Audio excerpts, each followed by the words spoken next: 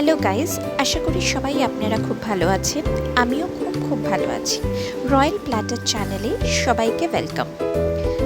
আজকের রেসিপি হচ্ছে veg Manchurian rice with soya chunks. চলুন রেসিপিটা শুরু করা যাক। তার জন্যে আমি আগে ভাত বয়েল করতে বসিয়ে দিয়েছি। বয়েল করার সময় দেখবেন চালটা যখন অলমোস্ট 80% এরকম সেদ্ধ হয়ে এসছে, তখন বুঝবেন আপনার ভাত হয়ে গেছে। আপনি সেটাকে চটপট নামিয়ে নেবেন। এরকম ধপধপে সাদা ভাত পেতে হলে আপনাদের অ্যাকোয়াগার্ড বা ফিল্টারের জল ব্যবহার করতে হবে বয়েলিংয়ের সময়, নর্মাল ট্যাপ ওয়াটার নয়। এবার আমরা নিয়ে নেব 20 থেকে 25 পিস নিউট্রেলা বা সোয়া চাংস, যেটা কিনা আমি আগে থেকেই ভিজিয়ে সোক করে রেখেছিলাম ভালো করে ধুয়ে। এবার আমরা এটাকে বয়েল করে নেব। নিউট্রেলাগুলো বয়েল করার সময় দিতে হবে ফিউ ড্রপস অফ অয়েল আর সামান্য পিঞ্চ অফ সল্ট।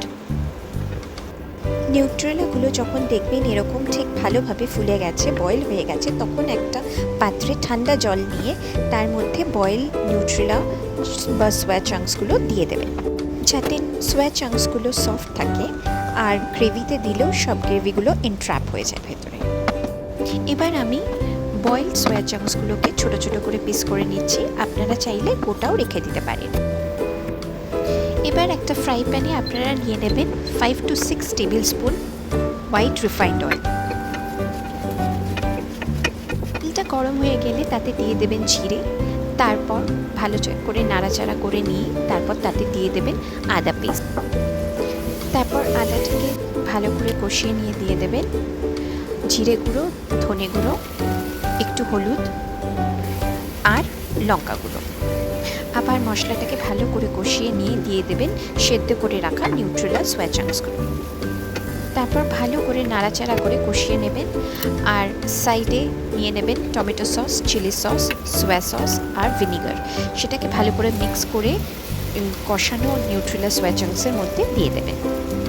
তারপর ভালো করে নাড়াচাড়া করে নিয়ে ওর মধ্যে বয়েলড নিউট্রেলা স্টকটা দিয়ে দেবেন সামান্য। তারপর স্বাদ মতো নুন চিনি দিয়ে মিক্স করে নিয়ে ভালো করে তারপর তাতে দিয়ে দেবেন হোয়াইট রাইস, যেটা আগে থেকেই বানিয়ে রেখেছিলেন। এবার রাইসটাকে একটু নাড়াচাড়া, হালকা হাতে নাড়াচাড়া করে আপনারা ওটাকে ঢাকা দিয়ে রেখে দেবেন 15 থেকে 20 মিনিটের জন্যে লো হিট মোডে। দম থেকে নামিয়ে দিলেই আপনাদের রেডি হয়ে যাবে চটজলদি ইজি টেস্টি ভেজ মাঞ্চুরিয়ান সোয়া রাইস, যেটা কিনা আপনারা ইজিলি ট্রাই করে আমাকে জানাতে পারেন কমেন্ট বক্সে লিখে কেমন লাগলো। এভাবেই আমাকে সাপোর্ট করবেন, লাইক করবেন, শেয়ার করবেন, সাবস্ক্রাইব করবেন, যাতে আমি আপনাদের নিত্য নতুন রান্না দেখাতে পারি আর শেখাতে পারি। Love you guys.